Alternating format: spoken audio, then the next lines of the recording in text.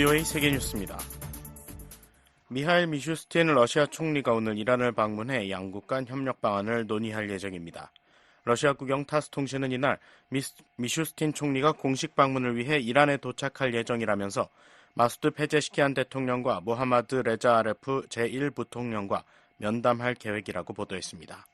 미슈스틴 총리는 무역, 경제, 문화, 인도주의 분야에서 러시아와 이란 간 협력의 모든 영역에 대한 논의를 진행할 예정이라고 통신은 전했습니다. 특히 러시아와 이란은 이미 원자력 산업에서 적극적 협력을 해오고 있으며 이란 내 원전 건설에 러시아 전문가 등이 참여하고 있다고 타스는 설명했습니다. 러시아와 이란은 이달 중순 세르게이 쇼이구 러시아 국가안보회의 서기에 이란 방문 등을 통해 꾸준히 교류해왔으며 10월에 러시아 카잔에서 열리는 브릭스 정상회의에서 양국 정상회담도 계획하고 있습니다. 러시아 총리의 이번 이란 방문은 러시아와 우크라이나가 2년 넘게 전쟁을 계속하고 이란 등 중동 지역 친이란 세력들과 이스라엘 간의 전면전 위기가 고조되는 가운데 이루어졌습니다. 러시아군이 우크라이나 동부 도네츠크와 루안시크 지역 마을을 추가 점령했다고 러시아 국방부가 밝혔습니다. 러시아 국방부는 오늘 성명에서 군이 도네츠크주 넬리피우카 마을을 점령했다고 밝혔다고 러시아 인테르팍스 통신이 보도했습니다. 또 전날 전황보고를 통해 루안시크의 러시아 점령지였던 마케예프카도 탈환했다고 밝혔다고 러시아 국영 타스 통신은 전했습니다. 러시아군은 최근 동부전선의 우크라이나 지역들을 점령하는 데 잇따라 성공하고 있다고 주장해왔습니다. 이런 가운데 러시아군은 이날 크이우에 대규모 드론과 미사일 공격을 가했다고 우크라이나 군이 밝혔습니다. 세르이 팝코 크이우 군사행정국장은 텔레그램을 통해 러시아가 이 지역에 발사한 모든 드론을 방공체계나 전자전체계를 통해 무력화했다고 주장했습니다. 초기 보고에 따르면 러시아의 공격으로 인한 인명과 재산 피해는 없었다고 팝코 국장은 전했습니다. 우크라이나 공군은 이날 러시아가 크이우 일대에 발사한 드론 73기 가운데 67기를 요격했으며 미사일 3발 중 1발도 격추했다고 말했습니다. 차기 일본 총리인 이시바 시게루 집권 자민당 총재가 오늘 중의원을 조기 해산하고 10월 27일 총선거를 실시하겠다고 밝혔습니다. 지난 27일 자민당 새 대표로 선출된 이시바 총재는 이날 기자회견에서 새 정부가 가능한 한 빨리 국민의 심판을 받는 것이 중요하다면서 총선을 예정보다 1년가량 앞당겨 실시하는 계획을 발표했습니다. 이에 따라 일본 중의원은 다음 달 15일 해산 예정입니다. 내각제를 채택하는 일본은 집권당 대표가 총리를 맡게 되며 이시바 총재는 내일 국회에서 102대 일본 총리로 선출될 예정입니다. 한편 이시바 총재는 이날 자민당 부총재 스가 요시히데 전 총리를, 당 수석 고문에 아소다로 자민당 부총재를 임명하는 등 주요 당직 인선을 발표했습니다. 이시바 총재는 총선과 함께 출범할 새 내각 인선도 상당 부분 확정했다고 NHK 방송 등 일본 언론들이 보도했습니다. 하마스와 헤즈볼라 고위 관리 등 최소 4명이 오늘 이스라엘군의 공습으로 사망했다고 이들 무장단체들이 밝혔습니다. 이스라엘군이 일주일 넘게 헤즈볼라에 대한 공습을 계속하고 있는 가운데 하마스 지도자 파테 셰리프 아부 엘 아민과 부인, 자녀 2명이 남부 티르에 위치한 난민촌 내 자택에 대한 이스라엘군 공습으로 이날 사망했다고 하마스가 주장했습니다. 또 다른 무장단체 팔레스타인 인민해방전선도 이날 레바논 수도 베이루트 코라 지역을 겨냥한 이스라엘군의 공습으로 팔레스타인 인민해방전선 지도자 3명이 사망했다고 밝혔습니다. 베이루트 내부에 대한 이스라엘의 공습은 이번이 처음이라고 언론들은 전했습니다. 이와 관련해 이스라엘군의 즉각적인 논평은 없었습니다. 앞서 이스라엘군은 지난 27일 하산 나스랄라 헤즈볼라 수장을 베이루트 인근에 대한 공습으로 제거한 데 이어 28일 나빌 카우크 헤즈볼라 중앙위원회 부의장도 제거했습니다. 레바논 응급대응당국은 레바논 내 난민 수가 며칠 사이 25만 명으로 늘었다고 전했습니다. 미군은 시리아에 대한 공습으로 이슬람 극단주의 테러리스트 고위관리 등 37명을 제거했다고 중부사령부가 어제 밝혔습니다. 중동 지역을 관할하는 중부사령부는 이날 보도자료에서 최근 시리아에 대한 2차례에 걸친 표적 공습으로 이슬람 순위파 극단주의 무장조직 IS와 테러단체 알카에다 계열 조직 고위 지도자 등을 제거했다고 전했습니다.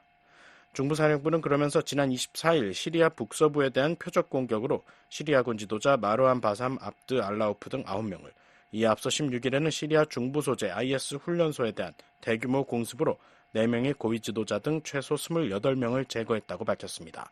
VOA 세계뉴스 김시영입니다.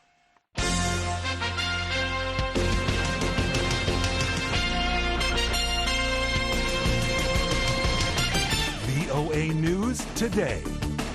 여러분 안녕하십니까? 2024년 9월 30일 월요일 VOA 뉴스 투데이 2부 시작하겠습니다. 진행의 김현경입니다.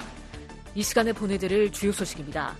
미국 국무장관이 북한을 압박해 러시아에 대한 무기 제공을 중단시켜야 한다고 강조했습니다.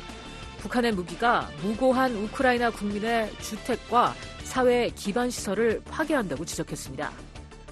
미국 국무부는 북한이 사실상 핵 보유국이라는 국제 원자력 기구 수장의 발언과 관련해 한반도의 완전한 비핵화 목표를 다시 한번 확인했습니다.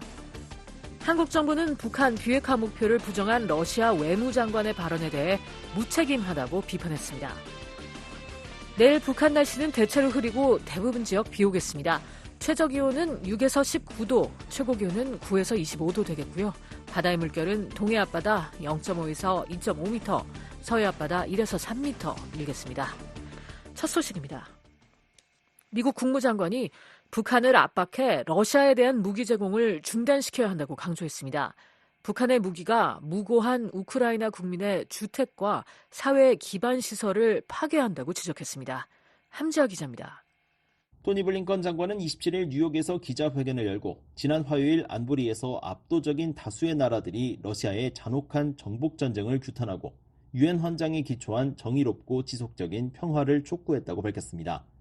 그러면서 이를 위해서는 이란과 북한 그리고 안보리 상임이사국인 중국이 푸틴이 우크라이나의 주택과 에너지망, 항구를 파괴하는 데 사용하는 무기와 포탄, 장비 및 기타 지원을 중단하도록 압력을 가하는 것이 중요하다고 말했습니다. At the Security Council on Tuesday, the overwhelming majority of countries condemned Russia's brutal war of conquest and called for a just and lasting 이어 이번 주에 본 것 같이 우크라이나에 대한 지원은 단순한 수사에 그치지 않고 실질적으로 이뤄지고 있다며 수십 개 나라가 모여 우크라이나 제공을 돕겠다고 약속을 했다고 강조했습니다.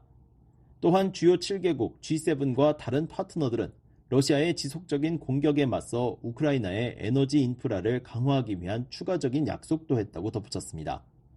블링컨 장관의 이날 기자회견은 유엔 총회 고위급 주간을 마무리하며 미국 등 주요국의 성과를 설명하는 방식으로 진행됐습니다.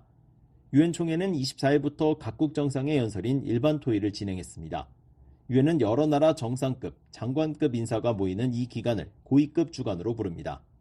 블링컨 장관은 이번 고위급 주간 조태열 한국 외교부 장관과 가미카와 요코 일본 외무상과 미한일 3국 사무국 설립 등 3국 협력 제도화와 관련한 논의를 한 사실도 확인했습니다. Along with my counterparts from Japan and South Korea, we took measures to institutionalize our trilateral cooperation, building on the historic Camp David summit. 미국은 일본, 한국 측과 함께 역사적인 캠프 데이비드 정상회의를 기반으로 3국 협력을 제도화하기 위한 조치를 취했으며 이 작업을 진전시키기 위해 3국 사무국을 설립하겠다는 공동의 약속을 재확인했다는 것입니다. 앞서 미한일 외교장관들은 지난 23일 회담에서 3국 정상회의 연내 개최를 위해 노력하기로 했습니다. 또 3국 정상회의에서 미한일 사무국 설립을 발표하는 데에도 의견을 모았습니다. 한편 이날 블링컨 장관은 왕이 중국 외교부장과 뉴욕 유엔 주재 중국 대표부에서 회동했습니다. 미국과 중국의 고위급 접촉은 지난달 27일 제이크 설리반 백악관 국가안보 보좌관과 왕이 부장의 만남 이후 약 한 달 만입니다. 블링컨 장관은 이날 회담에서 타이완 해협에서의 평화와 안정 유지의 중요성을 역설하고 남중국해에서의 중국의 위험하고 불안정한 행동에 대한 우려를 제기했다고 밝혔습니다. 또한 러시아의 방위산업 기반에 대한 중국의 지원에도 강한 우려를 나타냈다고 블링컨 장관은 설명했습니다. VOA 뉴스 함지아입니다. 미국 국무부는 북한이 사실상 핵 보유국이라는 국제 원자력 기구 IAEA 수장의 발언과 관련해 한반도의 완전한 비핵화 목표를 다시 한번 확인했습니다. 러시아가 미국의 확장 억제를 비판한 데 대해서는 순전히 방어적인 성격이라고 일축했습니다. 조은정 기자가 보도합니다. 국무부는 북한이 사실상 핵보유국이라는 라파엘 그로시 국제원자력기구 IAEA 사무총장의 발언에 대해 우리의 목표는 여전히 한반도의 완전한 비핵화라고 밝혔습니다. 국무부 대변인은 27일 VOA의 관련 논평 요청에 이같이 밝히며 북한이 여러 유엔 안보리 결의를 위반하며 핵무기를 계속 추구하는 것은 국제 안보와 비확산 체제에 심각한 위협이라고 지적했습니다. 아울러 완전한 비핵화 목표를 향해 노력하는 동안 한반도에서 우발적 군사 충돌의 위험을 줄이는 것을 포함해 미국은 북한과 여러 가치 있는 논의를 하고자 한다고 말했습니다. 그러면서 하지만 북한은 현재까지 대화에 관심이 있다는 징후를 보이지 않고 있다며 오히려 도발의 범위와 규모가 눈에 띄게 증가했고 이는 영내 긴장을 고조시키고 우발적 또는 의도하지 않은 확전의 위험을 높이는 데 기여했을 뿐이라고 국무부 대변인은 지적했습니다. 앞서 그로시 사무총장은 26일 유엔 총회가 열리고 있는 미국 뉴욕에서 AP통신과의 인터뷰를 통해 유엔 안보리 관련 제재와 국제법을 위반한 북한의 핵 프로그램을 비판했습니다. 이 과정에서 북한을 사실상 핵무기 보유국이라고 지칭하면서 이 현실을 인정한 가운데 북한과 대화에 나서야 한다고 말했습니다. 한편 국무부는 북한 비핵화라는 개념은 종결된 문제라는 세르게이 라브로프 러시아 외무장관의 발언에 대해서도 우리의 목표는 여전히 완전한 한반도 비핵화라며 그로시 사무총장의 발언에 대한 반응과 같은 내용의 논평을 냈습니다. 라브로프 장관은 26일 외무부 웹사이트를 통한 질의응답에서 북한 비핵화 개념은 종결된 문제라며 IAEA 북핵 결의안을 거부한다는 뜻을 밝혔습니다. 또 러시아는 미국이 한국과 일본에 제공하는 확장 억제에 맞서 북한과 함께할 것이라며 확장 억제가 영내 안보에 대한 실질적이고 매우 심각한 위협이라고 주장했습니다. 국무부는 확장 억제에 대한 라브로프 장관의 비판을 일축했습니다. 국무부는 인도태평양 지역에서 미국의 확장 핵 억제 정책은 순전히 방어적인 성격으로 핵 비확산을 지원하고 침략을 억제하며 동맹국의 안보를 보장하는 데 도움이 된다고 밝혔습니다. 이어 한국, 일본과의 오랜 양자 및 3자 군사훈련은 정례적이고 방어적인 성격의 훈련이라며 이러한 훈련은 군사 대비태세와 지역 안보를 유지하기 위한 것이라고 말했습니다. 또 북한의 불법적인 탄도미사일 발사와는 달리 우리의 훈련은 유엔 안보리 결의에 의해 금지되지 않았다고 말했습니다. 국무부는 서방 국가들의 무분별한 제재에 반대한다는 라브로프 장관의 발언에 대해 러시아가 스스로 지지한 유엔 안보리 결의에 따른 의무를 이행할 것을 촉구한다고 밝혔습니다. 그러면서 미국은 북한의 불법 대량 살상 무기와 탄도미사일 프로그램으로 인한 위협에 대처하기 위한 광범위한 미국 전략의 일환으로 국적에 관계없이 북한의 불법 프로그램을 지원하는 모든 단체 또는 개인에 대해 제재를 부과하고 있다고 말했습니다. 아울러 미국의 이러한 조치는 유엔 안보리 결의를 포함한 국제사회의 조율된 노력의 일부인 경우가 많다고 밝혔습니다. 국무부 대변인은 북한은 유엔 안보리 결의를 위반하면서 제재 회피 노력을 통해 불법 대량 살상 무기와 탄도미사일 프로그램에 계속 자금을 투입하고 있다고 지적했습니다. 그러면서 북한이 무책임한 행동을 중단하고 유엔 안보리 결의에 따른 의무를 준수하며 진지하고 지속적인 외교에 나서야 한다는 강력하고 단합된 메시지를 국제사회가 보내는 것이 중요하다고 강조했습니다. VOA 뉴스 조은정입니다. 한국 정부는 북한 비핵화 목표를 부정한 러시아 외무장관의 발언에 대해 무책임하다고 비판했습니다. 김여정 북한 노동당 부부장은 이례적으로 러시아가 핵 초강대국임을 대변하면서 우크라이나 침공의 정당성을 주장했습니다. 서울의 김환영 기자 연결해 자세한 내용 알아봅니다. 김환영 기자. 네, 서울입니다. 네, 한국 정부가 러시아 외무장관의 북핵 관련 발언을 정면 비판했다고요? 네, 한국 정부는 러시아가 북한의 비핵화라는 개념을 종결된 문제로 보고 있다는 세르게이 라브로프 러시아 외무장관의 발언에 대해 깊은 유감을 표한다고 밝혔습니다. 외교부 당국자는 30일 러시아 외교장관의 언급은 유엔 안전보장이사회 상임이사국이자 핵 확산 금지 조약 체제 창설 주도국의 일원으로서의 책임과 의무를 스스로 저버린 매우 무책임한 발언이라며 이같이 말했습니다. 라브로프 장관은 지난 27일 러시아 외무부 웹사이트를 통한 질의응답에서 러시아는 미국이 한국과 일본에 제공하는 확장 억제에 맞서 북한과 함께할 것이라며 북한 비핵화는 더는 유효하지 않다고 주장했습니다. 네, 러시아는 당초 한반도 비핵화를 지지하는 입장 아니었나요? 그랬던 러시아가 이젠 북한의 핵 보유를 공식 인정한 것으로 봐야 할까요? 러시아는 우크라이나 침공 전엔 북한의 핵실험에 대한 유엔 제재에 동참하고 북한 비핵화 목표를 지지하는 입장이었습니다. 그랬던 러시아가 우크라이나 전쟁 장기화로 절실해진 무기 확보를 위해 북한과의 밀착을 넘어 동맹 수준의 새 조약까지 체결했고 마침내 북한의 핵 보유국 지위를 사실상 인정했다는 분석이 나옵니다. 한국 국방부 산하 국방연구원 두진호 박사입니다. 러시아가 우크라이나를 침공하기 전까지 그간의 한국과 러시아 간의 고위급 그리고 정상 수준에서의 회담 대기에 러시아 당국자 그리고 푸틴 대통령은 한반도 비핵화, 북한 비핵화와 관련된 대한민국의 대북 정책과 통일 정책을 지지해 왔었습니다. 그런데 이제는 러시아가 태도를 돌변해서 북한은 핵 보유국이다라는 것을 사실상 인정한 것이나 다름이 없다 이렇게 평가를 하고요. 한국 외교부 당국자는 러시아 동참 아래 채택된 안보리 결의는 명시적으로 북한의 완전하고 검증 가능하며 불가역적인 핵 폐기를 규정하고 있다고 상기하고 러시아는 안보리 상임이사국이자 국제 비확산 체제 창설 주도국으로서 책임감을 갖고 행동해야 할 것이라고 강조했습니다. 이런 가운데 김여정 북한 노동당 부부장이 우크라이나 대통령을 비난하는 담화를 냈군요. 어떤 내용인가요? 김정은 북한 국무위원장의 여동생인 김여정 당 부부장은 29일 대외관영 조선중앙통신을 통해 담화를 내고 지난 24일 미국 뉴욕 유엔 본부에서 열린 우크라이나 평화 관련 유엔 안전보장이사회 고위급 회의에 참석한 볼로디미르 젤렌스키 우크라이나 대통령의 북한 관련 발언을 비난했습니다. 김 부부장은 젤렌스키 대통령이 러시아가 무기 거래로 북한과 이란을 전쟁 범죄 공범으로 만들었다고 말한 데 대해 어불성설이고 그 무엇으로도 정당화될 수 없는 무모한 정치적 도발이라며 엄중히 경고한다고 밝혔습니다.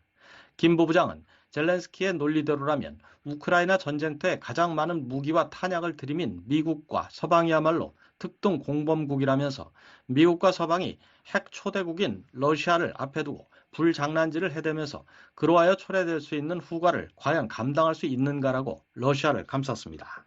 김 부부장의 담화는 북한의 러시아 무기 지원 자체를 부인하진 않았네요. 네, 전문가들도 그 점에 주목하고 있습니다. 김 부부장은 지난 5월 담화에선 북러 무기 거래설이 그 어떤 평가나 해석을 달 가치도 없는 가장 황당한 억설이라고 정면으로 부인했었는데요. 이번 담화에선 러시아의 우크라이나 침공의 정당성에 초점을 두면서 북러 무기 거래 혐의에 대한 직접 반박은 하지 않았습니다. 서울대 통일평화연구원 장용석 박사입니다. 러시아에 대한 살상무기 지원을 부인하지 않고 있는 점이 이제 가장 주목이 된다라는 생각이 들고, 이건 기본적으로 러시아, 중국, 이란, 북한 한 축으로 묶여있는 소위 저항의 축과들과 연대 내지는 또 국제적인 나름의 세력 변화에 대한 판단, 이런 걸 기초로 공세적으로 지금 얘기를 하고 있는 것이 아닌가, 이런 점에서 주목이 되죠. 전문가들은 또 김 부부장이 이번 담화에서 러시아를 핵 초강대국으로 치켜세운 대목도 매우 이례적인 내용이라며 주목하고 있습니다. 전문가들이 해당 표현을 주목하는 이유는 뭔가요? 어떤 분석이 나오는 거죠? 한국 정부 산하 국책연구기관인 통일연구원 홍민 박사는 핵을 보유한 당사국의 핵 교리를 제3국 최고 지도층 수준에서 대변하는 건 매우 보기 드문 경우라고 지적했습니다. 우크라이나의 러시아 본토 공격이 이루어지는 가운데 북한의 러시아 편들기가 한층 노골화하는 증거이면서 핵 보유국 지위를 주장하는 북한의 간접적인 위협 메시지라는 관측이 나옵니다. 홍민 박사입니다. 크게 봤을 때는 핵을 가진 국가한테 함부로 하는 것이 얼마나 위험한 것인지에 대해서 환기시키는 것. 그래서 자신들도 그런 핵 보유 국가로서의 이제 위험성을 안고 있는 국가라는 것을 은연중에 이제 피력하는 부분도 있게 생각이 듭니다. 두진호 박사는 김 부부장이 담화를 통해 핵 강대국 러시아를 부각시킨 것은 러시아와 핵에 기반한 동맹 관계가 될 수 있다는 북한의 전략적 기조를 담고 있는 것으로 보인다고 말했습니다. 김 기자, 이번엔 한중 외교장관 회담 얘기로 화제를 돌려보죠. 한국 정부가 회담 결과를 발표했습니까? 네, 한국 외교부는 보도자료를 통해 조태열 장관과 왕이 중국 외교부장이 28일 유엔 총회 참석차 방문한 미국 뉴욕에서 회담을 갖고 한반도 정세와 양자관계에 대해 의견을 교환했다고 전했습니다. 한국 외교부에 따르면 조 장관은 북한의 연이은 탄도미사일 발사와 우라늄 농축시설 공개 등을 거론하며 미국 대선을 앞두고 북한의 위협이 가중되고 있는 상황에서 한중 양국이 고위급에서 전략적 소통을 이어가고 있는 것은 의미가 크다고 평가하고 한반도 문제에 대한 중국의 건설적 역할을 당부했습니다. 왕 부장은 한반도의 평화와 안정을 수호하는 것은 각 당사자의 공동 이익에 부합한다며 중국은 평화회담을 촉진하면서 한반도의 항구적 안정을 위해 건설적 역할을 발휘하겠다고 말했다고 중국 외교부가 전했습니다. 장영숙 박사는 한중 간 고위급 교류가 이어지고 있는 데 대해 미 대선을 전후한 북한의 대형 도발을 견제하는 의미가 있다고 말했습니다. 미국 대선을 앞두고 이제 북한의 도발들이 거론되고 있는 상황, 이런 데 대해서 북한에 대해서 정세 불안정 고조시킬 수 있는, 한마디로 이게 중국의 이익에도 반하고 지역의 공동의 이익에도 반하는 행동이다라는 메시지를, 그런 점에서 자제가 필요하다는 점을 좀 명확하게 한 번 더 확인하는 이런 의미들은 충분히 있지 않나 싶은 생각이 들죠. 두 외교수장은 또 오는 11월 페루에서 열리는 아시아 태평양 경제협력체 정상회의와 내년 한국 경주에서 열리는 에이펙 정상회의 계기에 윤석열 한국 대통령과 시진핑 중국 국가주석 간 정상회담을 추진한다는데 공감대를 형성한 것으로 전해졌습니다. 서울에서 VOA 뉴스 김환영입니다.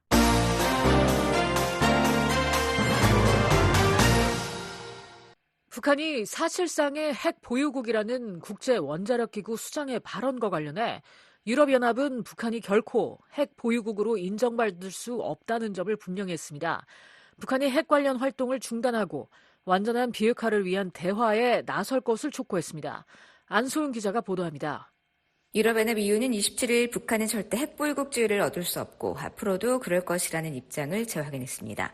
피터 스타노 EU 대변인은 라파엘 그로시 국제원자력기구 사무총장이 전날 AP통신과의 인터뷰에서 북한이 2006년 사실상 핵보유국이 됐다고 말한 데 대한 VOA의 논평 요청에 우리는 발언에 논평하지 않는다면서도 이같이 밝혔습니다. 스타노 대변인은 북한이 모든 핵무기와 기타 대량 살상무기, 탄도미사일 프로그램 및 기존 핵 프로그램을 완전하고 검증 가능하며 돌이킬 수 없는 방식으로 포기함으로써 즉각 유엔 안보리 결의를 준수하고 모든 관련 활동을 중단해야 한다는 것이 유럽연합의 입장이라고 설명했습니다. 그러면서 북한은 핵확산 금지 조약에 따라 핵무기 보유국 지위나 이와 관련한 어떤 특별한 지위도 가질 수 없으며 앞으로도 그럴 수 없을 것이라고 강조했습니다.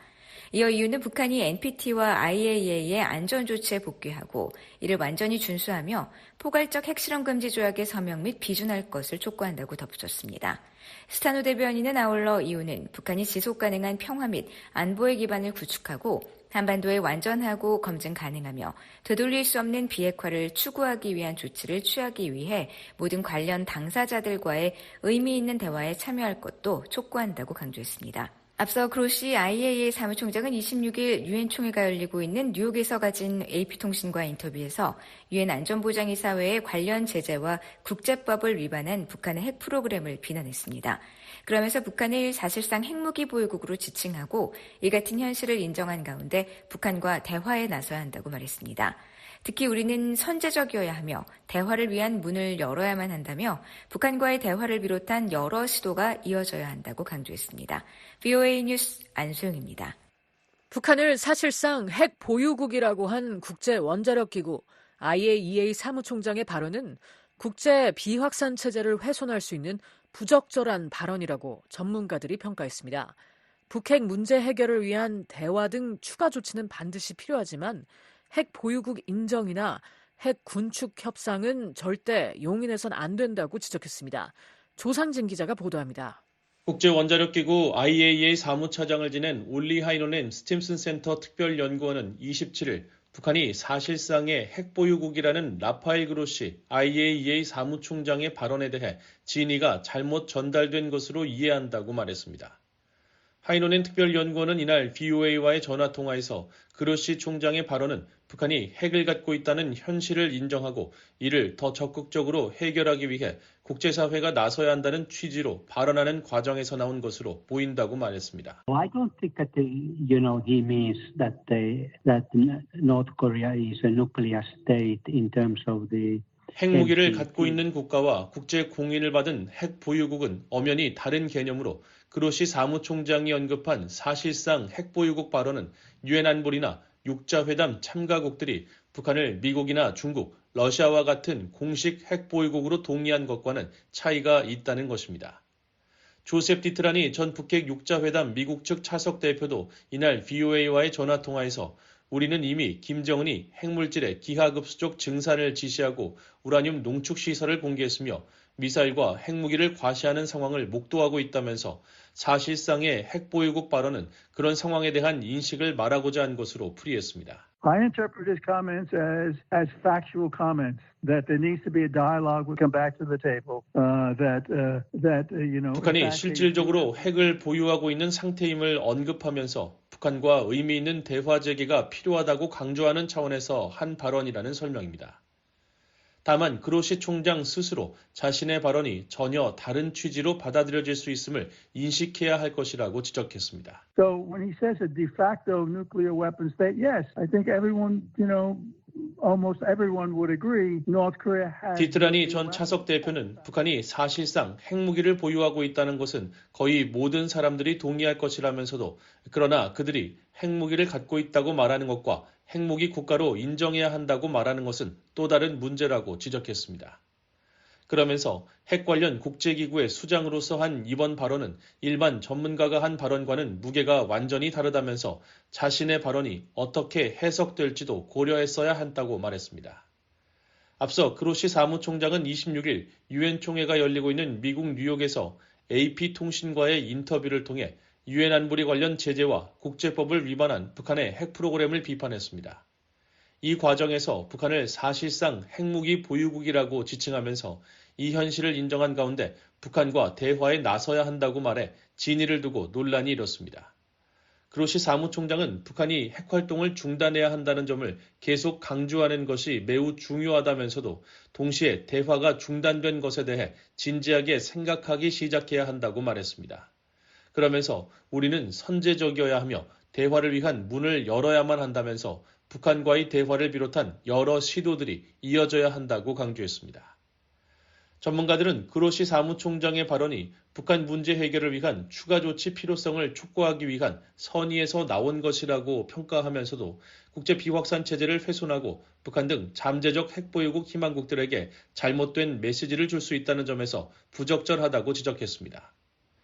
미국의 핵과학자인 데이비드 올브라이트 과학국제문제연구소 소장은 이날 VOA와의 전화통화에서 사실상 핵무기 보유국이라는 용어를 공식적으로 사용한 것은 현명하지 못한 처사였다고 말했습니다. But I think it was unwise to use the term, a de facto nuclear weapon possessor state officially. 그러면서 사실상의 핵보유국 발언은 그 같은 주장을 반복하고 있는 북한에 의해 악용될 소지가 다분하다고 우려했습니다.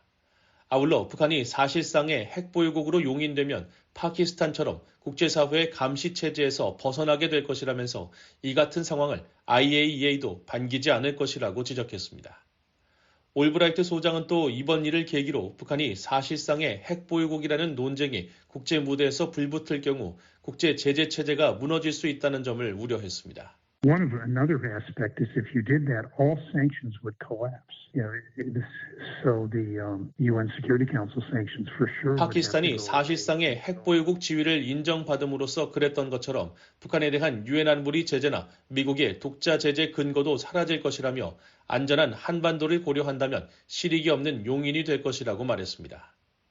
조셉 디트라니 전 차석 대사도 자칫 이번 논란이 북한을 핵보유신 현실적으로 핵 군축 협상에 나서야 한다는 주장으로 번질 것을 우려하면서 그럴 경우 끔찍한 실수가 될 것이라고 말했습니다. The NPT is so important because accepting North Korea as a nuclear weapon state will encourage others to include South Korea, Japan, and 북한을 핵보유국으로 인정하면 한국이나 일본을 비롯한 다른 나라들의 핵무장 도미노로 번질 것이라는 겁니다. 올리 하이노넨 특별연구원도 북한을 사실상 핵 보유국으로 받아들이면 핵무기 보유를 희망하고 있거나 이를 위해 노력하는 중동 국가들에게도 영향을 미칠 것이라고 지적했습니다. It will have an impact, I'm sure, to Middle East, particularly on those countries which are as aspirants and try to build their nuclear. 긴장이 고조되고 있는 중동 지역의 국가들에게도 북한처럼 핵무기를 보유해야 한다는 심각한 메시지를 보낼 수 있다는 설명입니다. 그러면서 현 시점에서 국제사회가 북한을 핵 보유국으로 인정하기 위한 논쟁을 촉발하는 것은 적절하지 않다며 비핵화는 여전히 의제로 유지하되 방법론에 대한 좀 더 창의적인 접근을 하는 것이 필요하다고 강조했습니다. 전문가들은 다만 북핵 문제의 근본적 해결을 위한 조치 필요성을 강조한 그로시 사무총장의 문제의식이 사실상의 핵 보유국 발언 논란에 가려져서는 안 된다고 지적했습니다. 데이비드 올브라이트 소장은 미국 대통령 선거가 있는데 어느 후보도 북한에 대해 많은 이야기를 하지 않고 있다면서 이런 상황 때문에 그로시 사무총장이 공개적으로 답답함을 토로한 것으로 해석했습니다. There's a presidential election in the U.S. Neither candidate has really talked much about North Korea. So I think he's in the 올브라이트 소장은 비핵화가 꼭 단기간에 이뤄져야 한다는 생각을 버리고 단계적 조치를 견제할 필요가 있다면서 그 같은 관점에서 북한과의 대화를 재개해야 한다고 말했습니다. 다만 그 같은 단계적 접근법은 비핵화를 향한 것이어야 하며 북한이 파키스탄과 같은 사실상의 핵보유국 지위를 얻는 방향이 돼서는 안 된다는 점을 분명히 해야 한다고 강조했습니다. 이어 그로시 사무총장의 발언처럼 북핵 문제 해결을 위한 실마리가 전혀 없이 북한의 핵 역량만 계속 진전되는 상황을 더 이상 방치해서는 안 된다며 미국을 비롯한 국제사회가 대화 등 북한과의 관여에 더 적극적으로 나서야 한다고 말했습니다. 그러면서 가장 중요한 것은 비핵화라는 목표를 훼손하지 않으면서 북한과 다시 대화할 수 있는 방법을 찾는 것이라면서 차기 미국 대선에서 어떤 정부가 들어서더라도 북한과의 관여를 다시 시작해야 한다고 강조했습니다. VOA 뉴스 조상진입니다. 한국이 유엔 총회 연설에서 북한과 러시아의 군사협력을 강하게 규탄했습니다. 중국은 관련국이 대화를 통해 한반도의 정전체제를 평화체제로 전환해야 한다고 주장했습니다. 함지아 기자가 보도합니다. 조태열 한국 외교부 장관은 27일 유엔 총회 연설에서 가슴 아픈 비극은 서울에서 불과 몇 마일 떨어진 곳에서 가장 암울한 냉소주의가 발현하는 것이라며 북한을 비판했습니다. Mr. President and Madam President, the heartbreaking tragedy is that just miles from Seoul we find cynicism at its bleakest. 특히 최근 우라늄 농축시설 공개에서 볼 수 있듯 북한은 핵과 미사일 역량에 대한 지속적인 개발로 한반도와 그 너머의 평화와 안보에 위협을 가하고 있으며 남쪽으로 오물풍선을 날리는 등 비열한 수준의 도발도 서슴지 않고 있다고 지적했습니다. 또한 북한은 러시아와 군사협력을 통해 미사일과 수백만 발의 탄약을 제공해왔다며 북한, 러시아를 동시에 규탄했습니다. Moreover, North Korea has been engaged in military cooperation with Russia, providing with missiles and millions of ammunition. 안보리 상임이사국이자 비확산 체제의 창립국 중 하나인 러시아가 북한과 불법 무기 거래를 한다는 것은 참으로 개탄스러운 일이란 것입니다. 조 장관은 북한 주민에 대한 인권 침해 문제도 강도 높게 비판했습니다. 특히 북한의 핵 미사일 프로그램과 심각한 인권 침해가 동전의 양면과 같다는 점이 문제의 핵심이라면서 북한은 주민들의 인권을 억압하고 부족한 자원을 굶주리는 주민들에게서 빼돌려야만 대량 살상 무기를 개발할 수 있다고 말했습니다. 조 장관은 최근 윤석열 대통령이 발표한 8.15 통일 독트린을 소개하면서 우리는 지속 가능한 평화를 달성하는 것이 한반도의 미완의 과제임을 인식하며 평화의 길이 자유의 확대와 한반도 통일을 통해 이루어진다고 굳게 믿는다고 강조했습니다. 이어 이는 세계 평화와 안보에도 기여할 것이라며 이 비전 달성을 위해 국제사회는 목소리를 내지 못하는 북한 주민의 자유와 인권을 옹호해야 한다고 덧붙였습니다.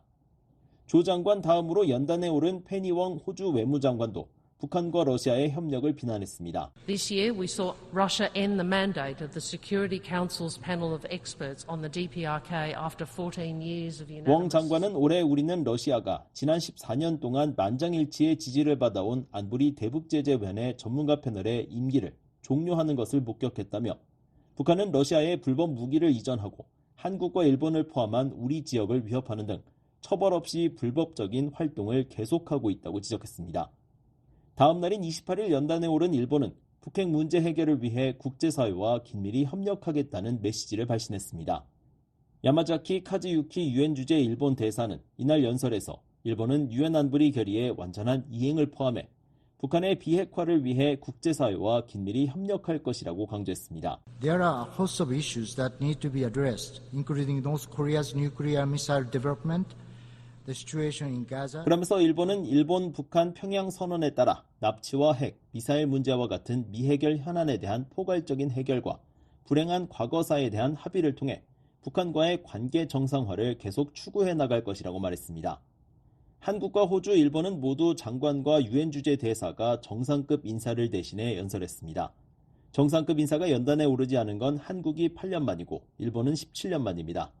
호주는 지난해에 이어 올해도 외무장관이 연단에 올랐습니다. 중국과 러시아는 북한이 아닌 미국 등 서방 국가에 비난의 화살을 돌렸습니다. 28일 연설에 나선 왕이 중국 공산당 중앙외사판공실 주임 겸 외교부장은 한반도에서 다시는 전쟁이 일어나선 안 된다며 대화를 통한 한반도 문제 해결의 중요성을 강조했습니다.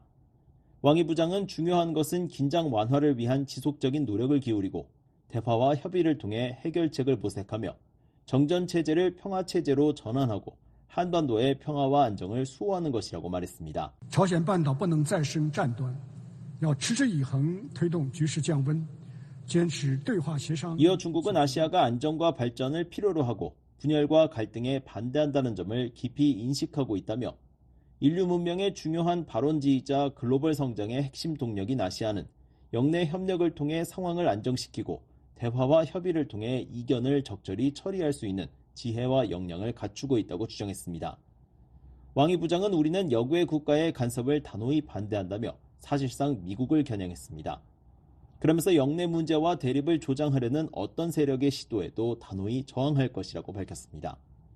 왕이 부장은 이날 연설에서 다른 나라에 대한 제재와 압박은 문제를 해결하지 못한다며 미국이 쿠바에 대한 제재를 해제해야 한다고 지적했지만 대북 제재에 대해선 별다른 입장을 밝히지 않았습니다. 세르게이 라브로프 러시아 외무장관은 28일 연단에 올라 북대서양 조약기구 나토가 아시아 태평양 지역으로 확대되고 있다고 비판했습니다. 그러면서 서방은 자신들의 지배력에 위협을 가한다며 러시아와 중국, 벨라루스, 북한, 이란을 거칠게 비난하고 있다며 북한을 짧게 언급했습니다. 지난 24일 시작한 일반 토의 행사는 오는 30일까지 계속됩니다. 마지막 날 오전 13번째로 연단에 오르는 북한은 작년과 마찬가지로 김성 유엔 주재 북한 대사를 연단에 올릴 것으로 예상됩니다. BOE 뉴스 함재합니다. 중국 주재 미국 대사가 북러 군사협력 심화를 비판했습니다. 또 중국이 러시아의 우크라이나 침공을 지원해 인도태평양 국가들과 유럽 국가들이 연대하도록 만들었다고 지적했습니다. 조은정 기자입니다. 니콜라스 번스 주중 미국 대사가 김정은 북한 국무위원장과 블라디미르 푸틴 러시아 대통령의 관계를 무모한 관계로 규정했습니다. Well, I think that a lot of governments have been trying to do that, pointing to the reckless relationship, for instance. 번스 대사는 26일 민간단체인 애틀랜틱 카운슬이 뉴욕에서 진행한 대담에 화상으로 참여해 푸틴과 김정은의 무모한 관계를 많은 정부가 지적했다며 북한이 러시아에 탄도미사일을 공급하고 러시아가 북한과 더 긴밀한 군사관계를 갖기로 한 것 또한 많은 정부가 지적했다고 말했습니다. 번스 대사는 북러 협력이 중국의 이익에 부합할 리 없다고 말했습니다. 이어 러시아, 중국, 이란, 북한이 동맹이 아닌 협력 관계를 맺고 있고 이것은 느슨하지만 매우 중요한 관계라면서 미국은 이를 악의적인 세력으로 보고 있다고 말했습니다.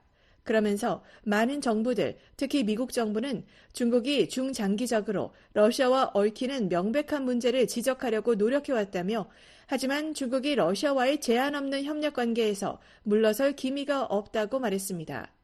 Double down on political support, diplomatic support for the Russians in New York at the Security Council.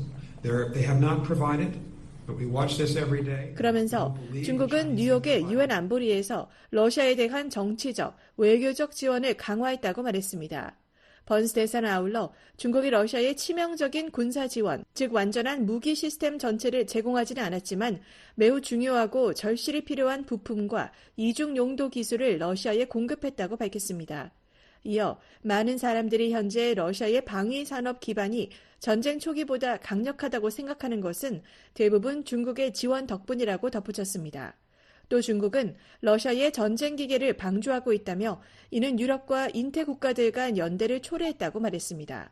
As I said before, Josh, I think one of the biggest changes that I've seen in my over 2.5 years as ambassador on the ground here is that Europe is. 번스 대사는 2년 반 동안 주중 대사로 근무하며 본 가장 큰 변화 중 하나는 유럽이 이전에는 없던 방식으로 타이완과 동아시아 안보에 대해 전략적으로 생각하고 있다는 점이라고 말했습니다.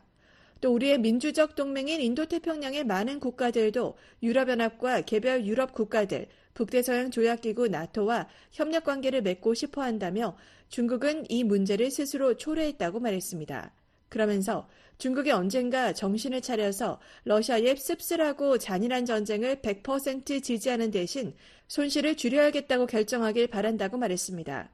번스 대사는 미국이 중국과 안보, 기술, 경제, 인권 분야에서 경쟁을 벌이고 있다고 설명했습니다.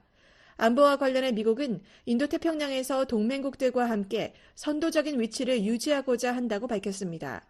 특히 미국은 지난 4년 동안 바이든 대통령의 지도 아래 일본, 한국, 필리핀, 태국, 호주와의 안보 동맹을 강화하기 위해 많은 노력을 기울였다고 소개했습니다. 이 밖에 미국과 영국, 호주의 안보 협의체인 오커스를 구축하고 미국과 일본, 호주, 인도가 참여하는 4자 안보 협의체 쿼드 협력을 심화했다고 밝혔습니다. 전문가들도 북러 협력 심화가 중국의 이익에 부합하지 않는다며 지금이 북한 문제와 관련해 중국을 설득할 수 있는 좋은 기회라고 진단했습니다.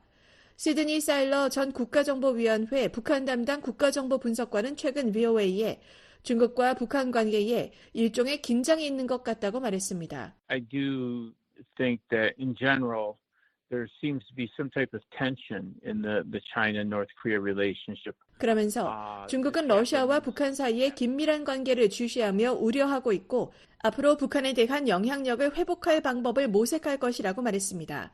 사일러 전 분석관은 미국과 한국은 북러 간 협력 강화에 중국의 이해관계가 걸려있다는 점을 그들에게 상기시킬 책임이 있다고 말했습니다. 커트 캠벨 미 국무부 부장관도 지난 7월 러시아, 중국, 북한, 이란 등 권위주의 국가들 간의 관계가 매우 복잡하다며 예를 들면 중국과 러시아는 현재 북한에 대한 영향력을 놓고 경쟁하고 있으며 러시아가 북한에 취해온 몇 가지 조치에 대해 불안해하고 있다고 말했습니다. VOA 뉴스 조은정입니다.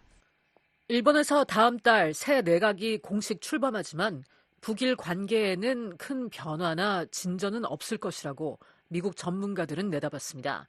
반면 한일 관계와 미한일 3국 협력은 더욱 심화할 것으로 전망했습니다. 이종훈 기자입니다. 데니엘 스나이더 스탠퍼드 대학 동아시학 교수는 27일 일본 차기 총리로 결정된 이시바 시게루 신임 자민당 총재가 북일 관계와 관련해 어떤 이니셔티브도 취할 것으로 기대하지 않는다며 북한 문제는 그에게 확실히 주요 사안이 아니라고 말했습니다. I don't expect to see any initiative from him on that front. If anything, I think he will focus more on relations with South Korea. 스나이더 교수는 이날 VOA의 통화에서 이같이 말하며 과거에도 북한 문제에 대한 이시바 총재의 발언이 거의 전무했던 점을 지적했습니다. 특히 북한의 일본인 납치 문제와 관련해 모든 일본 정치인이 그 문제를 해결해야 한다고 말하지만 사실 이시바에게는 중요한 사안이 아니라고 말했습니다. 또 납북자 문제는 지금은 고인이 된 아베 신조 전 총리가 자민당 내에서 주도적으로 적극 추진했던 사안이라며 이시바는 아베 전 총리의 오랜 반대파였다고 지적했습니다. 그러면서 이시바 총재가 기시다 후미오 현 총리처럼 김정은과 정상회담을 하자고 손을 내민다면 매우 놀라울 것이라며 그보다 이시바 총재는 북한 문제와 관련해 한국과 긴밀하게 협력하는데 훨씬 더 관심이 많다고 강조했습니다. And frankly, I would be really surprised if he reached out to have a summit meeting with Kim Jong-un. I think he's much more interested in. 이시바 전 방위상은 27일 실시된 집권자민당 총재 선거에서 승리하면서 기시다 총리의 후임으로 사실상 확정됐습니다. 내각제를 채택하고 있는 일본은 집권당 대표가 총리를 맡기 때문입니다. 올해 67세인 이시바 총재는 오는 10월 1일 임시국회에서 차기 총리로 공식 선출된 예정입니다. 이시바 총재는 이날 선거 당선 뒤 기자회견에서 러시아 초계기의 일본 영공 침범과 중국 항공모함 랴오닝함의 일본 접속 수역 첫 항에 북한의 미사일 발사가 총재 선거 기간에 있었다면서 일본은 지키는 것은 제대로 확립하겠다고 말했습니다. 그 밖에 이시바 총재가 최근 북한 문제와 관련해 직접적인 언급을 공개적으로 한 건 파악되지 않고 있습니다. 2018년과 2020년 아베 당시 총리에 맞서 집권 자민당 총재 선거에 입후보하면서 정책 팜플릿에 북일 연락사무소를 설치해 북한의 일본인 납치 문제 등을 해결하겠다고 명시한 것이 거의 전부입니다.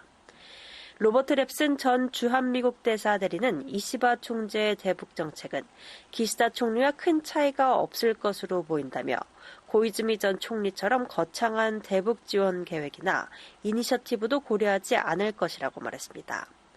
2015년부터 2018년까지 일본 주재 미국 대사관에서 정무차관 겸 공관장 대행을 역임한 랩슨 전 대사대리는 27일 VOA에 이시바 내각이 출범해도 일본의 외교 및 안보 정책에는 큰 변화가 없을 것이라면서 북한을 포함한 외교안보 정책에서 이시바의 접근 방식은 약간의 차이가 있을 수는 있지만 대체로 기시다의 접근 방식을 답습할 것이라고 내다봤습니다. 이시바 총재의 대북 인식이 기존의 주류 일본 정치인들과 다소 다르다는 점을 주목해야 한다는 지적도 있습니다.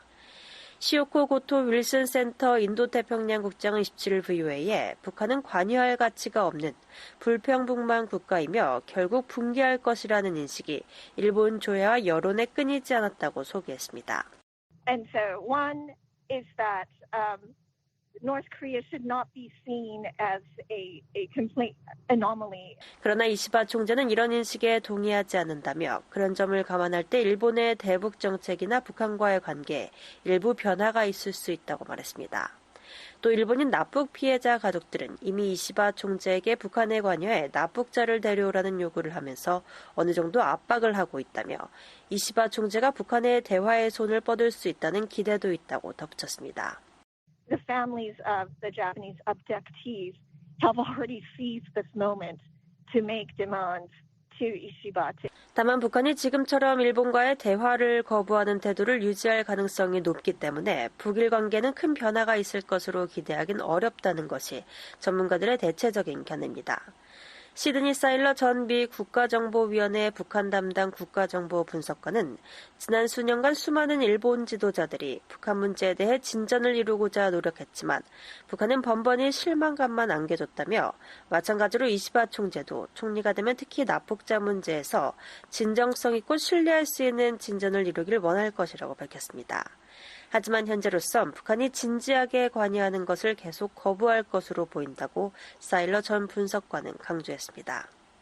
A number of Japanese leaders over the years have sought to make progress with North Korea, and Pyongyang has repeatedly disappointed. 전문가들은 이시바 내각이 출범하면 한일 양자 관계와 미한일 삼국 협력은 더 심화할 것으로 기대했습니다. 스나이더 교수는 이시바 총재의 이번 승리는 한일 관계 개선과 미한일 삼국 협력 강화의 지속, 더 나아가 심화라는 측면에서 가장 환영할 만한 일일 것이라고 말했습니다. It would have been most welcome in terms of the continuation and maybe even the deepening. 특히 이시바 총재는 일본의 전시 및 식민 지배 과거사와 과오를 인정하는데 훨씬 더 솔직했으며 야스쿠니 신사 참배에 관심이 없고 참배한 적도 없다며 한국과의 관계에 미치는 그의 영향은 매우 긍정적일 수 있다고 강조했습니다. 사일러 전 분석관도 일본의 새 정부가 들어서도 한일 관계는 지금처럼 협력을 지속해 나갈 것으로 낙관한다며 기시다 총리와 윤석열 한국 대통령, 조 바이든 대통령이 삼국 협력에 훌륭한 기반을 닦아놓았고 이 협력을 지속적으로 발전시킬 수 있는 메커니즘을 제도화하려는 노력 중 일부는 한일 간 협력이라고 말했습니다. I think there's much room for optimism, and I think both. Firstly, because of the great foundation that. 그러면서 모든 지표는 당분간 한일 관계의 이런 동력이 지속될 가능성이 높다는 방향을 가리키고 있다고 강조했습니다. VOA 뉴스 이조은입니다. 미국과 한국, 일본 세 나라 정부가 북한의 불법 사이버 활동 관련 배후를 함께 규명하기로 했습니다. 한국 대통령실에 따르면 세 나라 정부는 최근 앤 유버거 미국 NSC 사이버 신기술 담당 국가안보 부보좌관과 왕윤종 한국 국가안보실 3차장, 이츠가와 게이지 일본 국가안전보장국 차장이 대표로 참석한 고위급 사이버 안보협의체 화상회의에서 이같이 합의했습니다. 3국 대표는 회의에서 북한의 대량 살상 무기와 탄도미사일 프로그램 자금원인 불법 사이버 활동이 점점 더 정교해지고 있고 미한일 3국을 포함한 전 세계의 가상자산 거래소가 주요 공격 대상이 되고 있다고 평가했습니다. 이어 미한일 등 유사 입장국을 중심으로 북한의 불법 사이버 활동에 대한 억지력을 강화하고 공동으로 배후를 규명해 나가기로 했습니다. 아울러 북한의 불법 사이버 활동을 차단하기 위해 유사 입장국들의 자율적 역할이 점점 더 커지고 있다는 데 의견을 같이 하고 관련 효과를 극대화하기 위해 최선의 협력을 지속하기로 했습니다.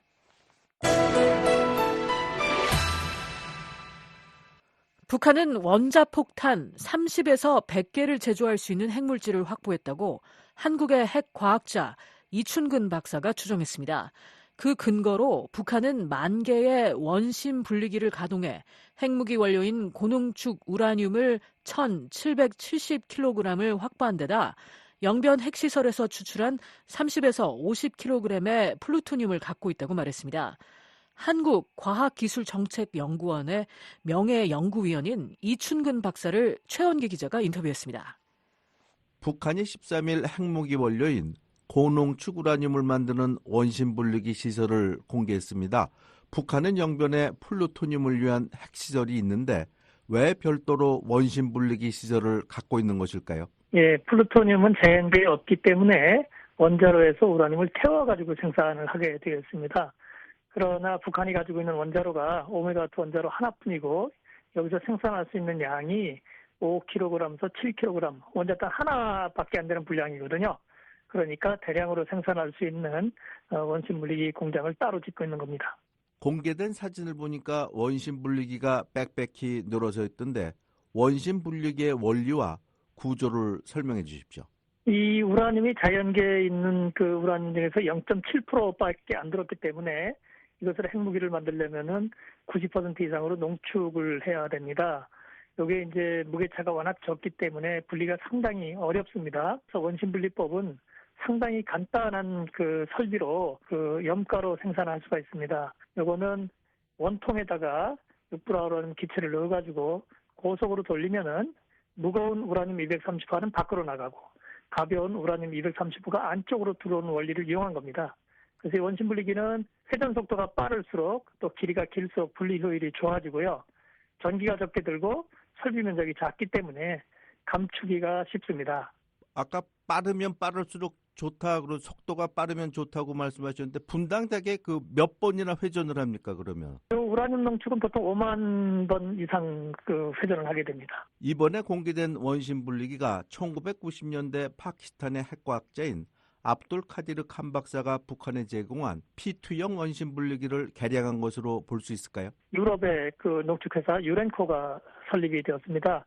여기서 이제 G1, G2 같은 초기형 원심 분리기들을 개발을 했는데 이 유렌코의 기술자였던 파키스탄의 칸 박사가 이 기술을 습득한 다음에 파키스탄으로 돌아와서 개발한 것이 P1, P2입니다. 이것을 이란에게 제공을 했고요. 북한에는 P1 원심 분리기 20대하고 P2 설계도를 주었다. 이렇게 칸 박사가 증언을 했습니다. 또 북한의 학자들을, 기술자들을 파키스탄의 공장에서 연수를 시켜주었다. 이렇게 얘기를 하고 있거든요. 그것이 90년대였습니다. 그러니까 북한 입장에서 보면은 P1은 설비를 받았고 P2는 설계도를 받았지만 P2가 훨씬 더 우수하기 때문에 이것을 생산해가지고 점진적으로 개량해 나가는 것이다. 이렇게 봅니다. 북한이 원심 분리기 효율을 높이기 위해서 개량을 했다면 어떤 것을 개량했을까요? 원심 분리기는 이제 안에 소재가 처음에는 알루미늄을 썼고요. 그다음에 좀 더 단단한 마레이진강을 쓰다가 최근에는 이제 그 가볍고 그 질긴 탄소섬유를 많이 씁니다. 그런데 P2는 이제 중간 형질이기 때문에 마레이진강을 쓰는데 이 합금이 생산하기가 굉장히 어렵습니다. 북한은 2000년대 초반에 이를 개발하는 데 성공했다고 전해지는데 아마도 북한도 2000년대 초반에 이제 국가과학술계획에 탄소섬유가 포함이 되어 있었거든요. 그래서 점진적으로 아마 탄소섬유로 바꿔나가지 않을까 이렇게 생각을 합니다.